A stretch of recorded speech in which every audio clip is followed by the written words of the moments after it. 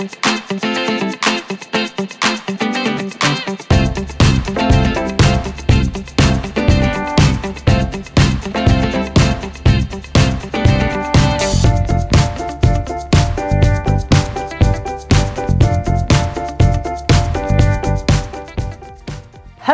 and welcome to another Tabitha's Glass Emporium video. Today we're still celebrating our wonderful, lovely new swallows we have, and we just wanted to show you this fabulous piece. It's using a monochrome palette and our new swallows to make this. Our swallows, you can get them at tabithasglassemporium.com. They didn't quite turn out as well as we'd like, so they are at a really reasonable price, so go check them out now. I wanted to show you how to put them together.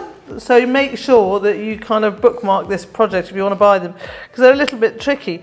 You've got the black ones, and then you want to put the wings back, and there's some stringers here to add as the tails for the XLs. The smaller ones don't have stringers. And then the white ones, the same. We've got the dark side heading down, and it's like, you know, they're flying through the sky and turning and twisting, and that's what they're supposed to be doing.